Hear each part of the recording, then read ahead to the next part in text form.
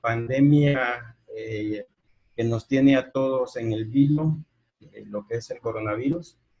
Y en primer lugar, pues un saludo y un agradecimiento a los colegas médicos que están al frente de esta pandemia, ayudándonos a poder sobrellevar de la mejor manera pues esta situación, y esperamos y confiamos en Dios en salir adelante. Pero también de una u otra manera tenemos esta otra pandemia, que es el problema de la diabetes como tal, ya que se ha venido desde hace mucho tiempo hablando al respecto, y que las cifras son alarmantes en cuanto a la cantidad de personas que, pues, de diabéticos que tenemos a nivel mundial, y las cifras van incrementándose exponencialmente. Nuestra región, Centroamérica, no se queda atrás, y lamentablemente pues tenemos un honroso primer lugar en cuanto a la prevalencia de diabetes a nivel de la región. Y la cara de la diabetes es esta. Ya nuestros hospitales públicos, el sistema público está con este tipo de situaciones en donde la calidad de vida que se tienen nuestros pacientes posterior a un evento de pie diabético, y cuando lamentablemente no se pudo hacer mucho, pues terminan en amputaciones y todo lo que conlleva esta situación a nivel personal de familia, ¿no?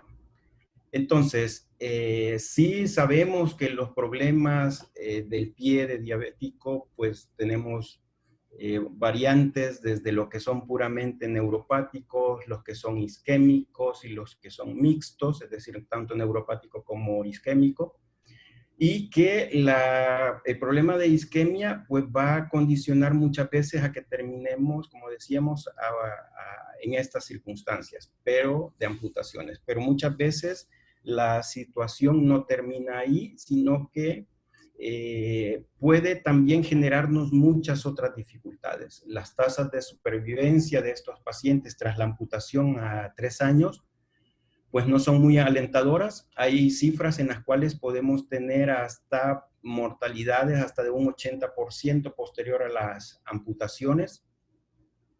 Y de esto de pie diabético se ha tratado de hacer mucho. En el 2005 la IDF lanzó esa su campaña para cuidar los pies de los pacientes con diabetes, en las cuales se decía cada 30 segundos se pierde una extremidad. Hoy por hoy puede ser que estemos en el raso de los 15, 20 segundos en los que pueden haber pérdidas de extremidades.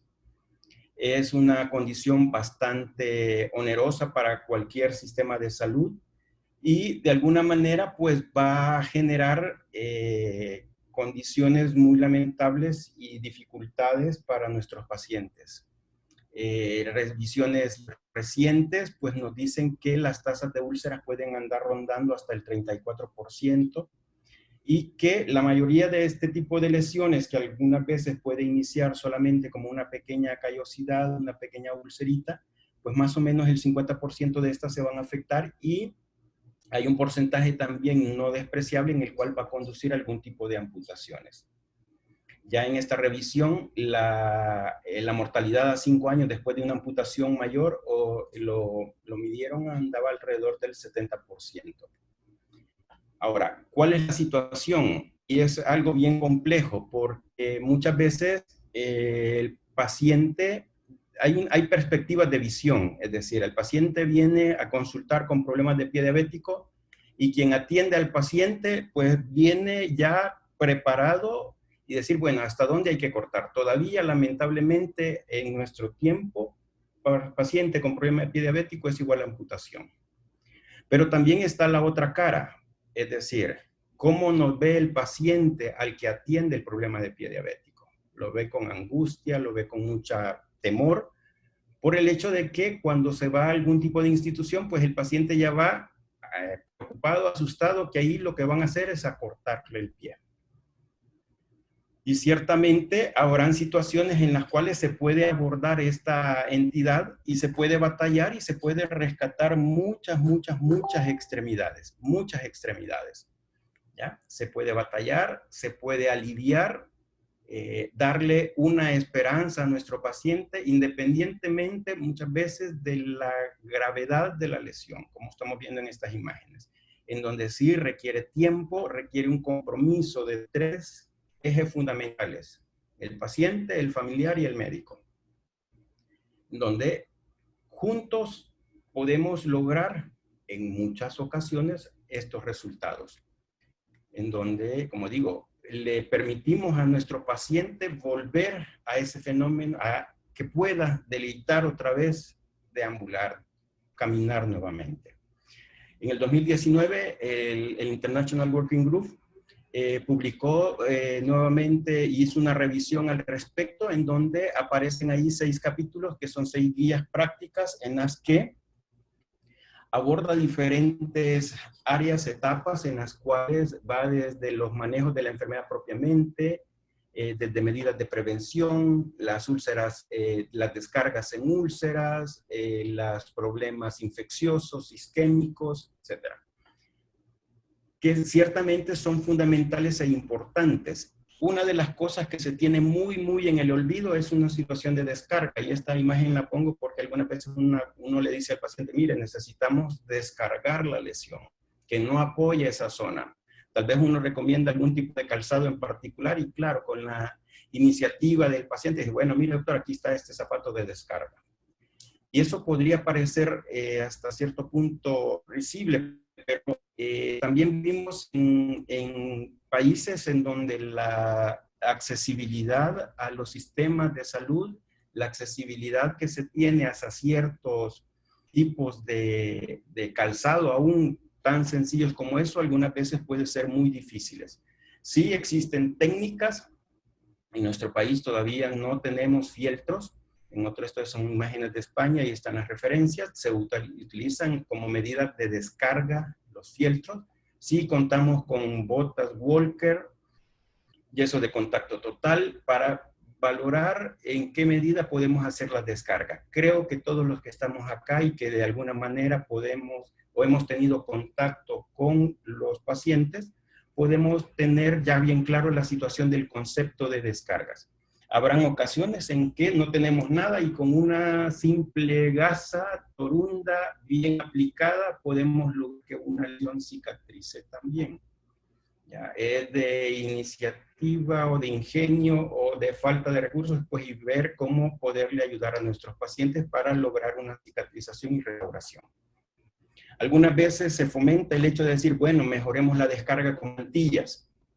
Y tristemente, por lo menos en nuestro país, hay quienes que todavía están prescribiendo y diciendo que esas son plantillas a la medida, en donde es algo que realmente está muy alejado a lo que es la realidad, diferente a tener este tipo de soportes plantares, en donde en base a estudios biomecánicos podemos valorar qué es lo que hay que descargar, dónde. Algunas veces cuando hay pérdidas podemos utilizar otro tipo de materiales. Sin embargo, muchas veces no es suficiente para que logremos evitar el aparecimiento de este tipo de lesiones. Como decía, hay un importante apartado sobre las descargas y pues realmente es una condición bien lamentable, porque en este estudio en el 2008 decía que el 77% de los pacientes no tenían indicada una descarga o era inadecuada. En el 2018, siempre aquí en la Universidad Complutense, Navarro y colaboradores hicieron una revisión también, y ¿qué es lo que encontraron? Que que solamente el 9.43% de los pacientes tenían algún método de descarga. Entonces, ¿a qué vamos con esto? Es una situación en la cual conocemos el concepto que hay necesidad de descargar una lesión, pero todavía como médicos no los estamos prescribiendo o lo estamos prescribiendo de una forma no adecuada. hay factores que me pueden predecir la formación de una úlcera, que va desde lo que es, en este estudio nos decía que es la neuropatía, las deformidades del pie, el aumento de las presiones plantares y la enfermedad vascular periférica.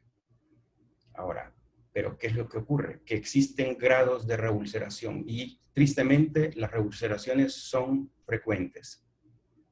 Tasas de recurrencia a menos de un año, hasta un 40% de un paciente que ha tenido una lesión, en menos de un año el 40% va a regresar por una lesión igual o peor. A los 5 años hasta el 65%. ¿Qué es lo que implica esto? Que hay muchos factores biológicos y factores conductuales. Biológicos desde el punto de vista de la misma deformidad del pie, desde el aumento de las presiones plantares que no pudimos resolver, el mismo problema de la neuropatía, etc. Pero también existen factores conductuales. ¿En qué sentido? El paciente muchas veces, pues damos nosotros como médicos o facultativos alguna recomendación y el paciente pues no nos hace caso. O muchas veces es conducta del médico, es decir, no, es una lesión chiquita, solo es un callito, no se preocupe, usted siga caminando y no va a haber ningún problema. Entonces, todo esto va a conllevar a que este tipo de lesiones, algunas podemos decir, y digo entre comillas, curación, pero claro, ya ese concepto de decir, hemos curado un paciente con pie diabético, pues realmente ya no es aplicable. Y viendo esta situación, pues el término en sí tendría que ser que el paciente está en remisión. ¿Por qué? Porque, como decimos, las reulceraciones son muy frecuentes. Entonces, estamos viendo en contexto primero para poder ver dónde cabe lo que es el aspecto de cirugía percutánea, para que no se me vayan a desesperar en sí. Entonces, vemos que hay ciertos factores. Es decir, si no mejoramos el aspecto biomecánico, no evaluamos adecuadamente bien a nuestros pacientes, aunque hayamos batallado, hayamos tenido el tiempo o hayamos dedicado tiempo, y el paciente también, tiempo y recursos económicos, pero si nosotros no nos centramos en que hay factores que condicionan estas recurrencias y veamos aquí el tipo de alteraciones que está teniendo, si nosotros no le prestamos atención a esto, pues claramente las recurrencias, las reulceraciones van a estar ahí siempre a la orden del día. Decía, algunos factores que van a permitir o que van a contribuir a la recurrencia, la neuropatía diabética. Hay algunos artículos un poco desalentadores en donde dice que uno puede hacer las descargas, revascularizarlo adecuadamente, puede controlar un problema de infección, pero la neuropatía siempre va a estar. La neuropatía va a generar pérdida de la sensibilidad. Entonces, en ese sentido, pues, ¿qué más se hace? Entonces, algunas veces, como dando a entender como que, pues sí, si no resolvemos la neuropatía, no hay nada que hacer, y creo que no creo que sea por ahí el enfoque. Más sí el estar pendientes y decir, bueno, hay una neuropatía, sí, el 50 al 60% de los pacientes van a tener un problema de neuropatía. Más o menos a los 10 años ya tienen cierta sintomatología o ya está bien instaurado este fenómeno. Y el 80% de los pacientes que tienen problemas de pie diabético ya tienen una neuropatía diabética. Entonces, la neuropatía en sí sabemos que va a ser una condicionante que va a permitir que se desarrollen unas lesiones como tal, las úlceras neuropáticas. ¿Ya?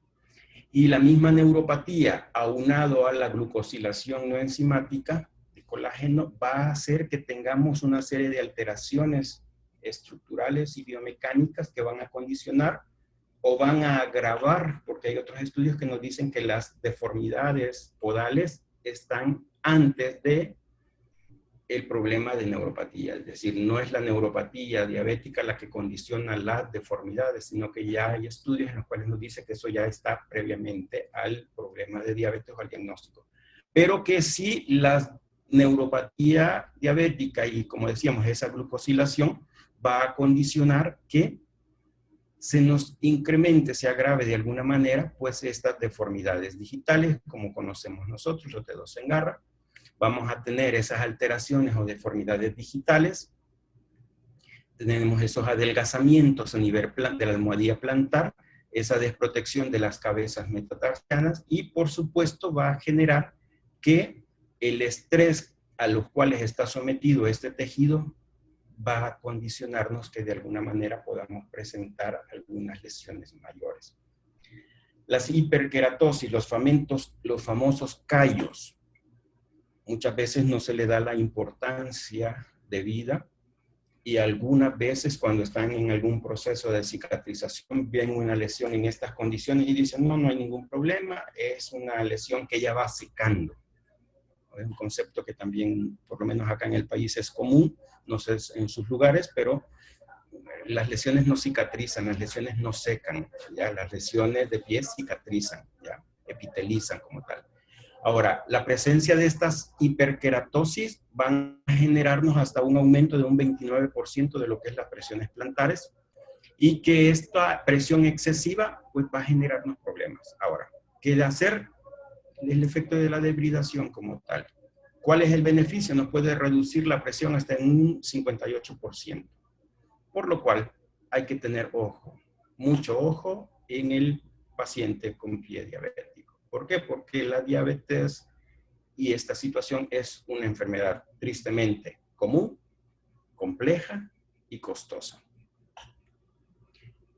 Entonces, ¿y la cirugía de descarga? Ya en los documentos anteriores veíamos que sí se está pregonando la situación esta de las descargas, ¿ya? Es decir, poner en reposo la lesión, evitar que apoye excesivamente para que pueda cicatrizar. Ahora, las descargas quirúrgicas hay de diferentes tipos. No estamos en contra de la cirugía tradicional y todos los que estamos acá en el foro sabemos que no. Cuando hay que usarla, pues hay que hacerlo.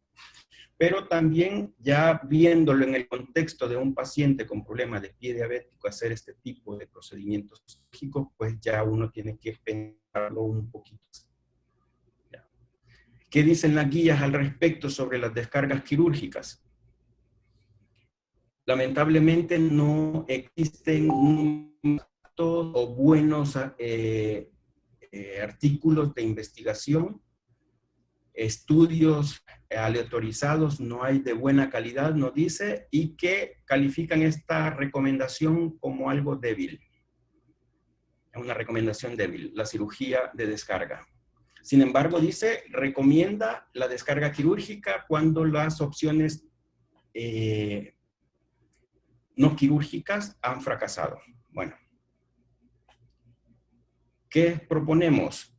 Bueno, lo que muchos también de los que están acá y que manejan también esta patología, pues no son cosas, no estamos descubriendo el hilo negro, pero sí es una cuestión de ponerlo y decir, bueno, el tratamiento, uno, es integral, es decir, integral porque también uno no es todólogo, por lo menos yo no soy todólogo. Cuando hay que hacer control metabólico nos auxiliamos con el endocrinólogo, el internista o con quien tengamos que hablar para mejorar esa situación de ese control. En lo que nos compete, pues sí, control bacteriano, control del tejido de necrosis, el exudado, el control del edema. ¿Con qué? Pues con terapia antibiótica, el mejor antibiótico del mundo, el bisturí, las debridaciones adecuadas, oportunas, ¿ya? Apósitos, pues de alguna manera ayudan, no es que sea tan importante lo que le pongo, sino que lo más importante es lo que le quito, teniendo una visión bastante adecuada y completa de qué es lo que realmente tengo que quitar, hasta dónde tengo que llegar, y eso va a depender también de las competencias y habilidades que cada uno tenga.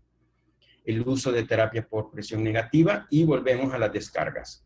Descargas desde las temporales, que son importantes, y las descargas definitivas o quirúrgicas, no abiertas. ¿Y qué estamos diciendo? La cirugía de minimización tiene que ser parte de un pilar fundamental y venimos pregonando esto creo que desde el 2004, que la cirugía percutánea debe de ser parte de la herramienta. ¿Para qué? Para lograr una epitelización y lograr más tiempos en que el paciente pase sin una úlcera. Entonces, hoy sí, la cirugía de mínima invasión, pues vino a nuestro país, digo yo que vino, la fuimos a buscar, como muchos, aproximadamente en el 2004 y 2005, como todos, nuestro profesor, el doctor Stefan Isham, que tuve la fortuna, igual que muchos de ustedes, tenerlo a él como profesor. Ya en su momento contaremos la historia de cómo llegamos hasta donde el doctor Stefan. Y dentro de nuestros primeros casos, en el 2005, donde creemos que son de los primeros eventos. Aquí está nuestro amigo Alejandro Grajales, que con mucha satisfacción nos invitaron en el evento que fue en México. La reunión con muchos amigos, que es lo importante de estos foros, el fraternizar, el seguir al maestro, seguir aprendiendo y dar lo poquito que uno sabe. En el último evento que fue aquí en la UNAM, estuvimos ahí, esta es la de Córdoba, recordando momentos, y que de alguna manera esto nos ayuda a mantenernos unidos y que crezca mucho más esa pasión por este tipo de procedimientos. Pero ahora, cirugía percutánea.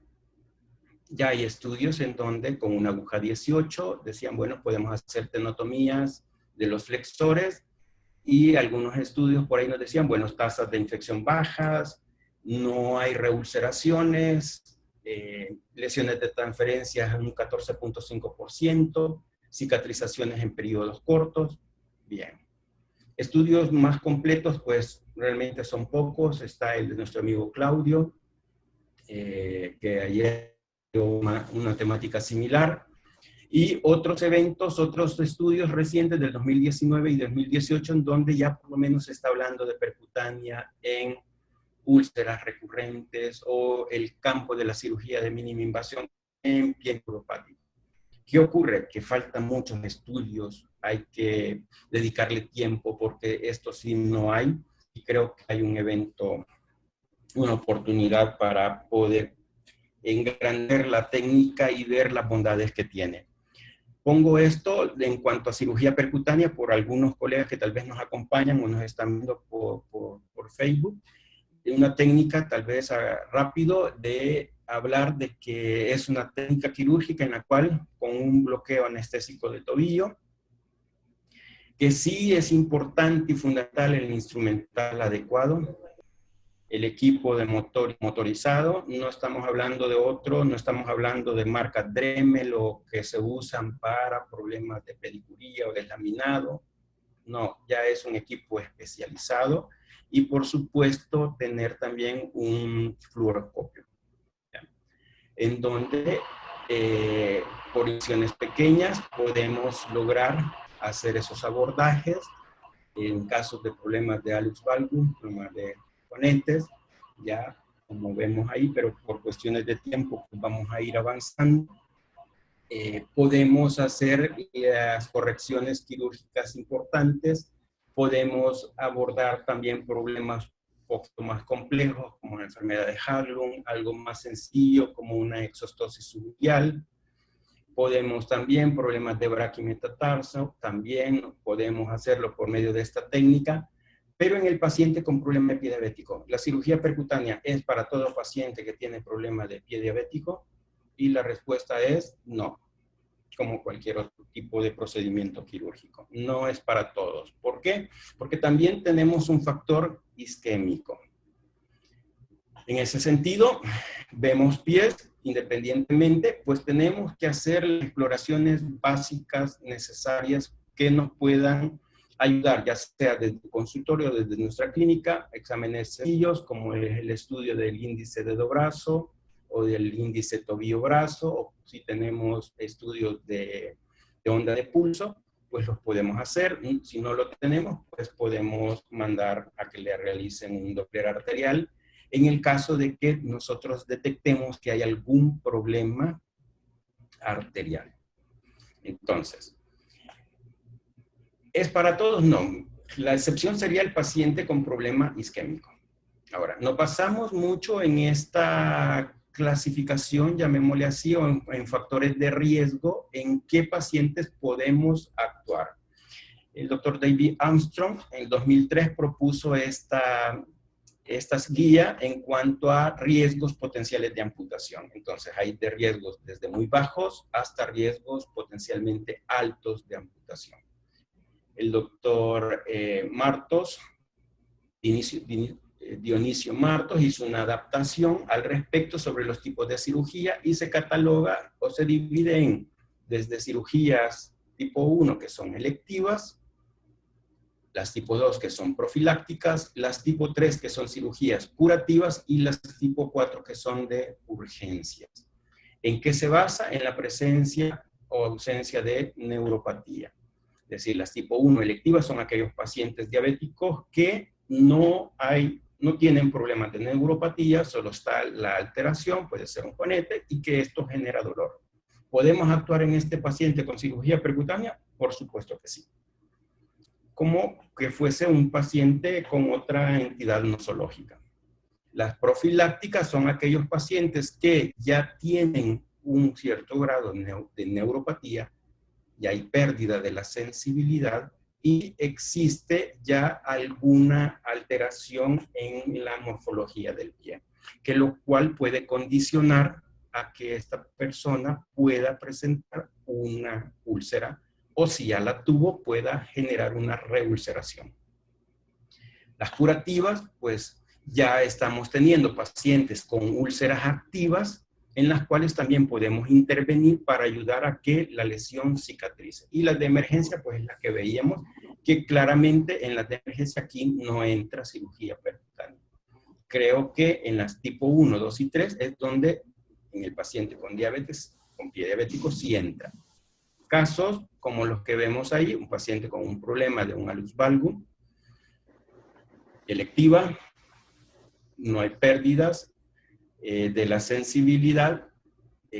Hicimos en este caso, aunque nos quedamos un poquito cortos, porque era de nuestros primeros casos ahí por el 2005, el ángulo intermetatarsiano estaba un poquito amplio. Sin embargo, pues creemos que logramos controlar el evento del dolor. Cambiamos un poco lo que es la morfología del pie y la señora pues no perdió su toque y siempre iba con sus uñitas bien pintadas. Lo importante es que se logra mejorar. Como digo, la cirugía de minimización no es cirugía estética, es una cirugía funcional. Algunas otras veces podemos tener estos eventos, ya de esos apiñamientos también, que generan algunos grados de dolor a nivel de las zonas metatarsales. Podemos hacer las tenotomías, o solamente dependerá de acuerdo a las características del paciente, pues solamente basarnos en osteotomías, pero en este caso hicimos tenotomías, más osteotomías, tenotomías y osteotomías, perdón. Ya. Con lo cual, pues logramos mejorar la condición de nuestra paciente. Ahora, profilácticas también, ya, paciente diabética igual, vemos ahí marcadas cuáles son esos puntos de mayor apoyo, que son las zonas de riesgo, y que de alguna manera pues pueden ayudarnos a mejorar esta condición. En las tipo 2, bueno, esta todavía creo que es una paciente que estaba en estas condiciones, ya una paciente diabética con una úlcera. Pero vemos esta afección en el hallux por lesiones previas. Entonces, en estas circunstancias, lo que se logró es, en principio, hacer descargas temporales. Logramos que la zona cicatrizara, pero si dejamos a esta paciente sin nada más decirle que cicatrizó la úlcera y que le vaya bien, pues lo más seguro es que va a regresar una lesión. Claro, algunos se preguntarán y cuestionarán, o sea, ¿para qué vas a salvar un dedito que ya está en estas condiciones? Pues realmente consideramos que sí es de mucha importancia porque también le permite al paciente, ya con medidas adecuadas, hacer sus actividades lo más normal posible. Entonces, ¿qué es lo que empezamos a hacer? Hicimos esas correcciones. Fue un poquito problemático en esta paciente por el hecho de que ya eran lesiones previas y tratamos de hacer algunos gestos, los que vemos en la radiografía hasta ahí, para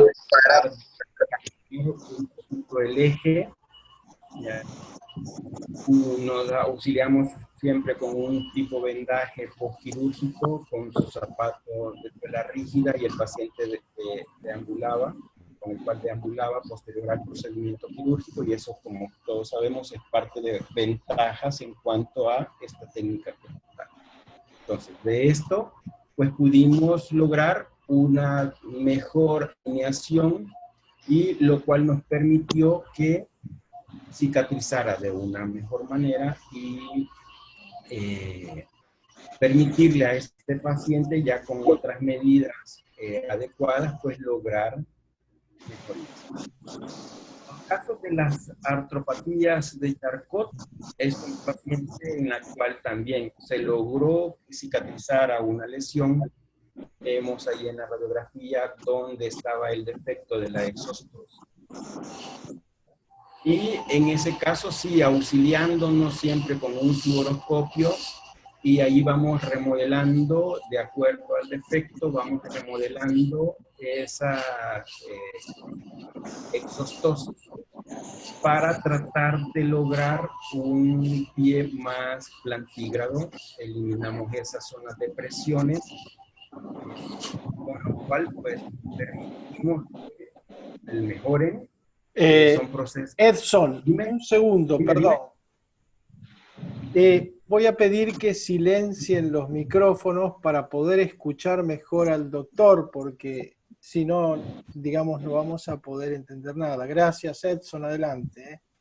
Muy amable, gracias. Entonces, como decimos, era un problema de una exostosis muy importante, y como pueden ver, postquirúrgico, como se ve la zona de depresión donde estaba el óseo. Y con los días, pues vamos logrando que el proceso vaya resolviéndose de una mejor manera, ¿ya? Entonces, también nos ayuda mucho en esos casos.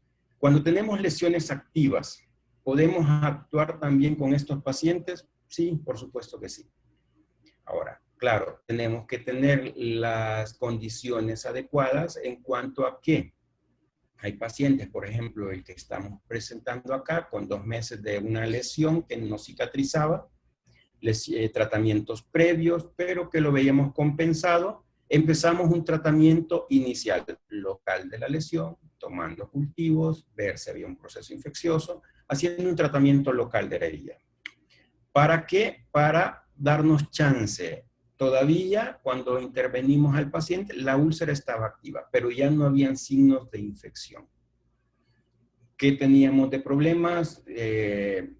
Ya la sobrecarga del quinto dedo. Hicimos algo en el tercero, cuarto y quinto. Y en menos de un mes, pues el paciente nos cicatrizó. ¿Qué se hizo en esos casos? Solo las osteotomías de las cabezas. Hay casos también en los cuales tenemos ciertas lesiones activas, y tal vez como que son otras indicaciones un poco fuera de lo convencional, que es a esta paciente que le habían hecho esta amputación, y vemos ahí en la radiografía cuál había sido el defecto. Quizá no retiraron todo el segmento, estaba dando una reacción a cuerpo extraño, ya había un proceso infeccioso, entonces con lo cual, pues al inicio hicimos un control metabólico, como digo, eso sí es importante. Empezamos con terapia antibiótica, más o menos como a la semana ya teníamos resultados de cultivos, dimos el tratamiento oportuno, y siempre había un poquito de secreción. Entonces, ¿qué hicimos? Una mini open, por decirlo así. Abrimos un poquito nada más.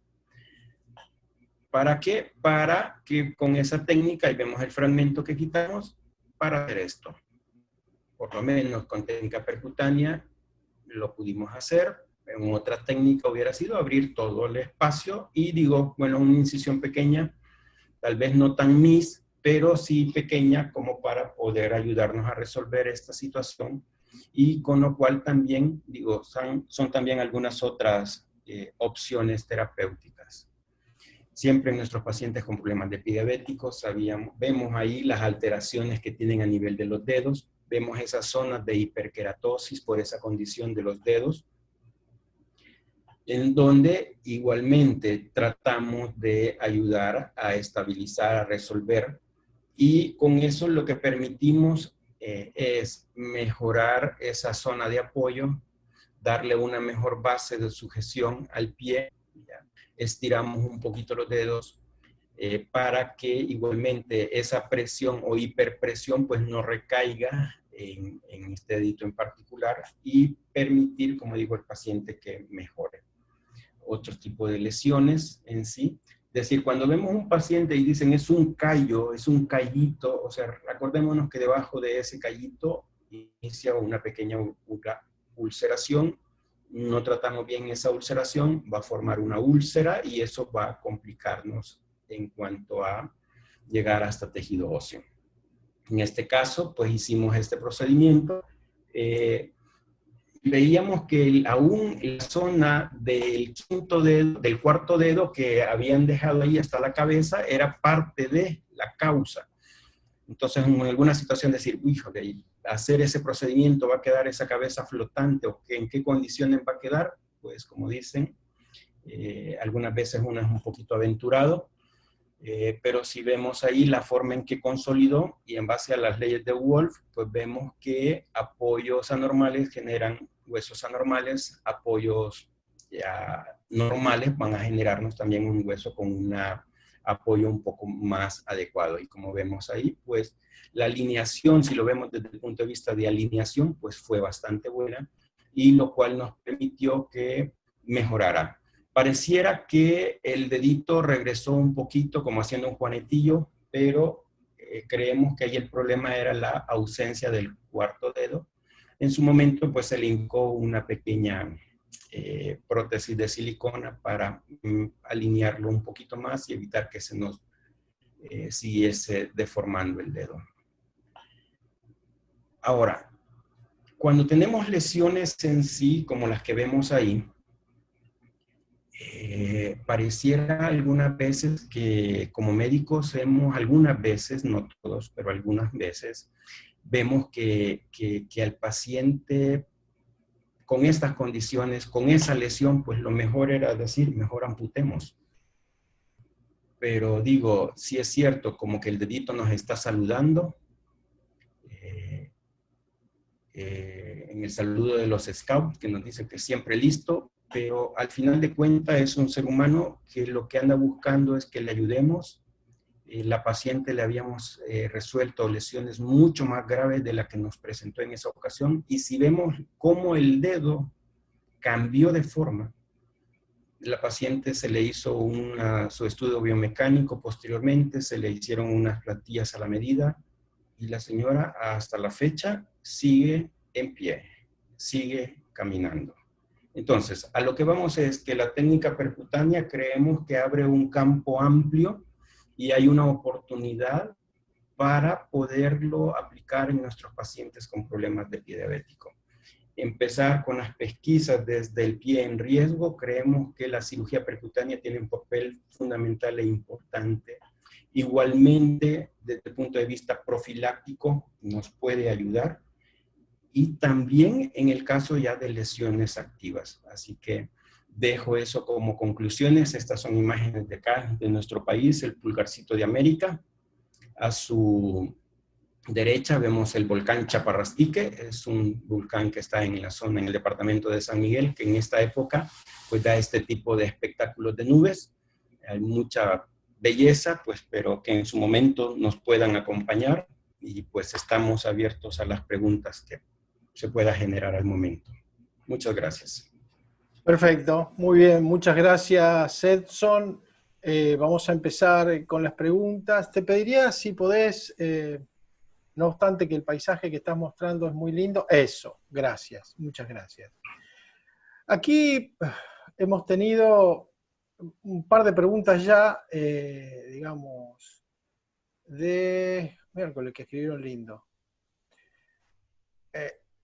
Buenas noches. Aquí pregunta el doctor Alberto Seirano si realizaron cirugía símil, pero con escoplo o mindoinvasiva sin drill.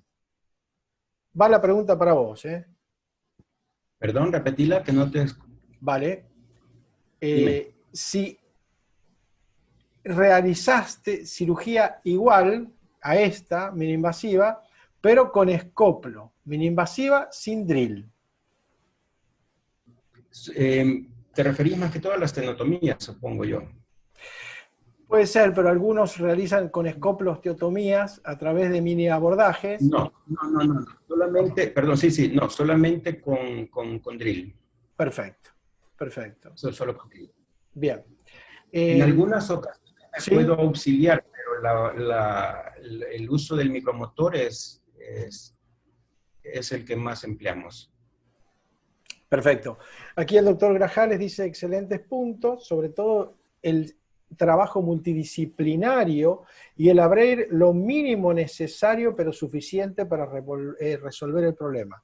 El doctor Grajales de México. Gracias, Alejandro. Bien, gracias, amigo. Luego allí alguien de la Sociedad Mexicana de Podología, que no sé quién es, pero bueno, será alguien importante porque está manejando su computer.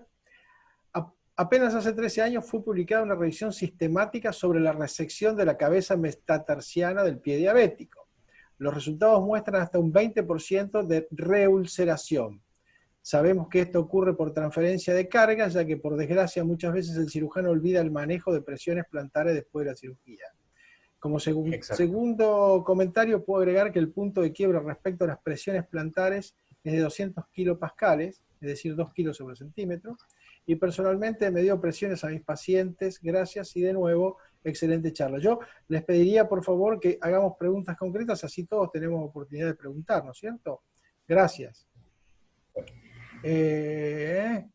Después de las osteotomías, Rodrigo Triana Ricci pregunta, ¿usted les ordena de rutina plantillas con almohadilla metatarsiana?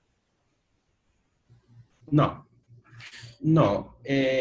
Igual, digamos, si se le hace la osteotomía, pues en principio estamos ya haciendo una descarga quirúrgica como tal.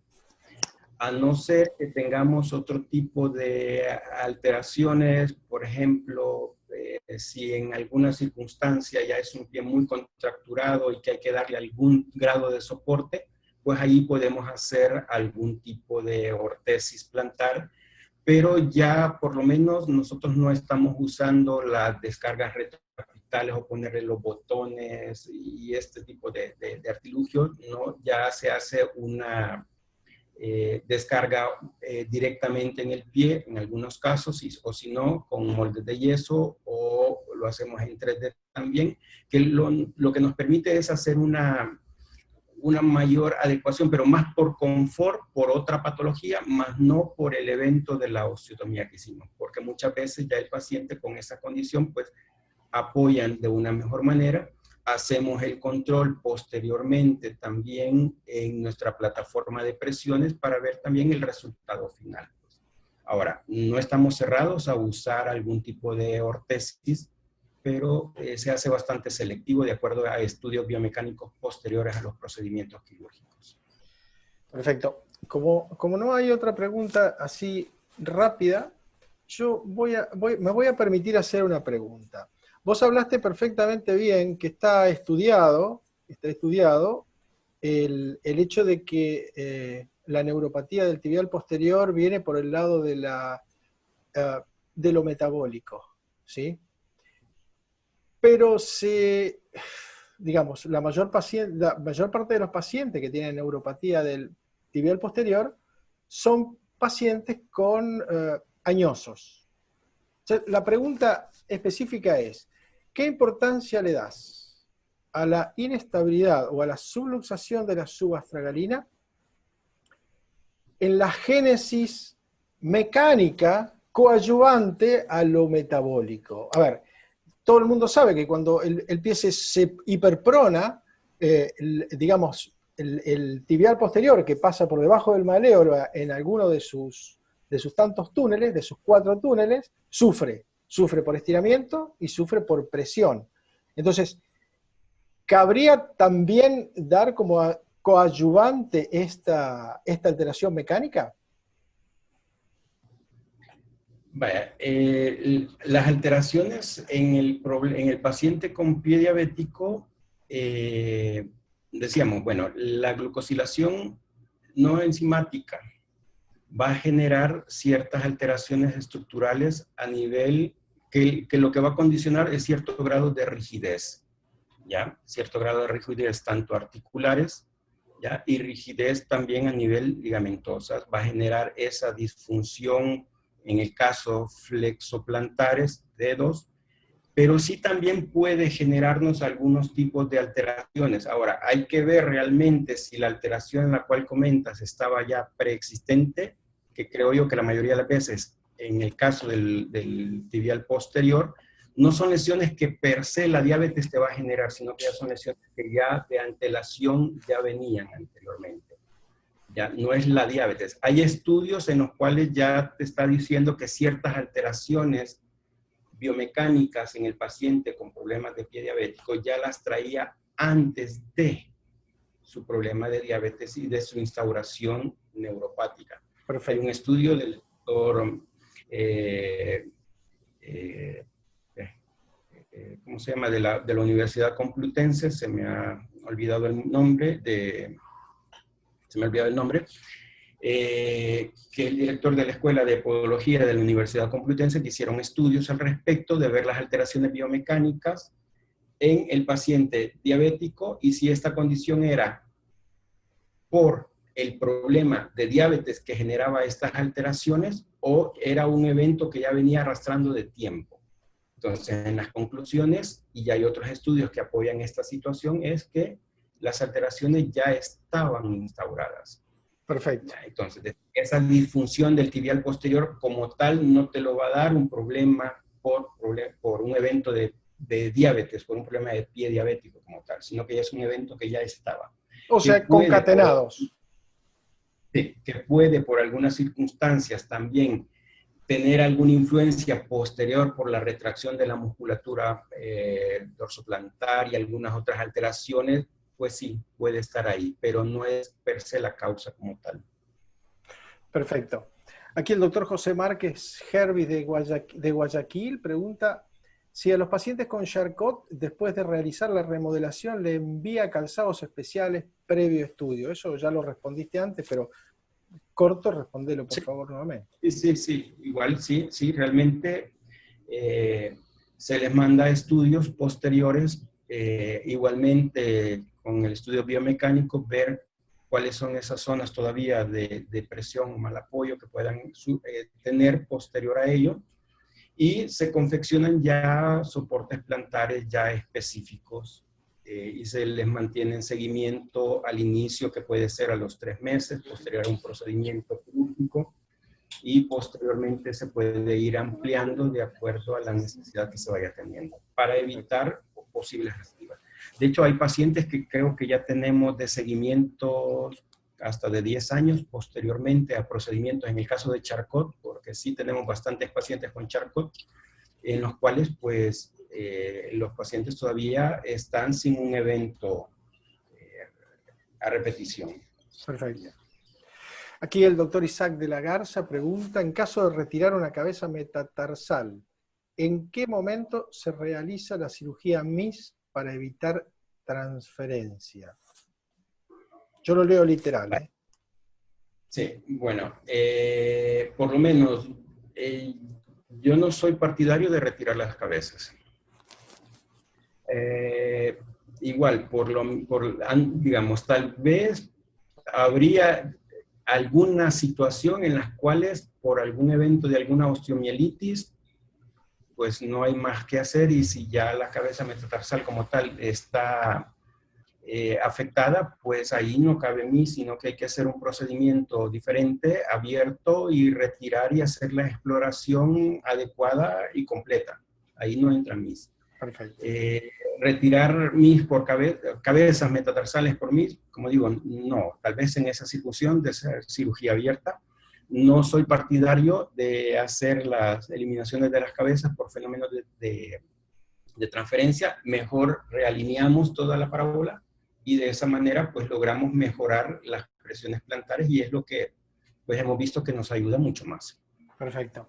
Aquí hay una aclaración del doctor Jesús Ledesma Ñigue de Guadalajara, México, que él dice que continúa su comentario, que él ha medido las presiones plantares de sus pacientes diabéticos que llegan hasta 10 kilos sobre centímetro, y con estas presiones solo la descarga funciona. Eso no lo dice como pregunta, sino que lo asevera. El doctor Juan Manuel Castañeda dice, ¿debe apoyar completo posterior a las osteotomías, acorde a los principios de Mies en pie? Definitivamente. Es, digamos, la única diferencia en cuanto a otro paciente es la condición de diabetes. Pero si nosotros tenemos un control metabólico adecuado, no tenemos un evento infeccioso como tal, le solicitamos al paciente que apoye tal cual fuese una persona que no tuviera diabetes. El seguimiento es exactamente igual. Claro, el riesgo es problemas de infección, que también hemos tenido en algunos casos, ¿ya? La misma situación de que la neuropatía puede hacer que no apoye como debe de ser, entonces se le da una explicación dentro del consultorio o en sus controles cuál es la forma más adecuada en que debe de apoyar el pie. Pero sí él debe de apoyar inmediatamente. Habrán casos excepcionales, como en el caso de los pacientes con artropatía de Charcot, que ahí sí los mantenemos un par de días sin apoyo, por aquello de las reactivaciones, más los controles que se hacen subsecuentemente. Perfecto. Aquí el doctor Galás dice que el mejor resultado y pronóstico es actuar a nivel del pie de riesgo, paciente neuropático, afirmando lo que vos decías, y corregir todas las deformidades y procurar tener un pie plantígrado. Perfecto. Seguimos. Acá el doctor Tronconi, from Buenos Aires, Argentina. ¿Qué hay con el tratamiento de los problemas ortopédicos en diabetes infantil? Fíjate que lamentablemente yo no veo niños. No tengo ninguna experiencia con niños con problemas de pie diabético, con problemas de diabetes en niños. Solo veo adultos. No puedo responderte, amigo. Perfecto. Sabiendo que, Juan Manuel Castañeda pregunta, sabiendo que el paciente generalmente es neuropático, ¿pone el mismo énfasis en un buen procedimiento anestésico o lo puede omitir? ¿Debe apoyar completo posterior a la osteotomía acorde a los principios Mies en pie? Sí. Igual, digamos, tal vez esa es una ventaja para el médico, para el cirujano, el que se dedica al pie en estos pacientes. Cuando hay una neuropatía, pues, evento anestésico te lo ahorras. No hay necesidad de un evento anestésico. Por lo menos hay un porcentaje de pacientes muy alto en el cual, aún para procedimientos de otra naturaleza, de emergencia, pues no usamos anestesia. Perfecto. Porque la misma insensibilidad es tan grande que podemos permitir hacer cualquier otro procedimiento. Ahí es donde sí es importante valorar y hacer un estudio de la neuropatía como tal. Establecer qué grado de alteración neuropática presenta el paciente, para que en base a eso habrán pacientes que cierten una neuropatía leve, en donde sí les van a generar molestias y dolor, y en esos casos pues está indicado, como en cualquier otro paciente, hacer su bloqueo anestésico tal cual lo hacemos para otros pacientes. Perfecto. El doctor Roberto Ceruti, de la Argentina también, dice, en caso de úlceras infectadas, hemos hecho la osteotomía de la cabeza con limpieza quirúrgica y antibiótico, y hemos tenido una muy buena evolución sin resección de las cabezas, afirmando lo que vos nos contabas en la charla. Alejandro, bueno, aquí algunos que saludan. Doctor Ingrid Aguilar pregunta, doctor, ¿cuál es su opinión en el uso de lipoinfiltración autóloga en estos casos que hay atrofia grasa de la almohadilla plantar? Eso considerado como cirugía electiva. Gracias y un saludo desde Monterrey. Gracias, Irene. No tengo experiencia al respecto, sí he leído al respecto en situaciones así que lo hacen en España, ¿ya? Pero como digo, más allá de eso, no podría opinarte al respecto, podría darte una información no adecuada. Me limito a decirte que sí conozco un poquito, pero igual no lo usamos acá, no podría opinarte. Bueno, yo creo que estamos bien con el tema de las preguntas, ya no hay más preguntas. Muchísimas gracias por lo claro de tu exposición, Edson. Hemos tenido una buena concurrencia, hemos tenido también una buena visualización a través de nuestro canal de Facebook.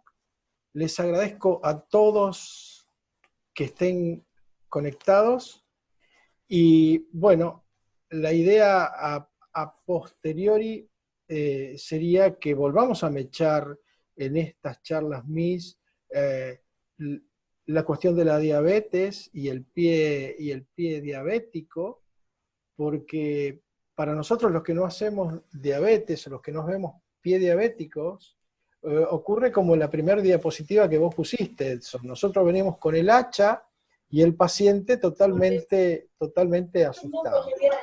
Por lo cual, te agradezco mucho, les agradezco mucho nuevamente a todos. Y para mañana a las 7 de la tarde, la Comisión de Miami se va a reunir.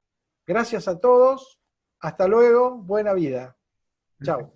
Muy amable, gracias. Hasta luego, amigos. Gracias, Edson.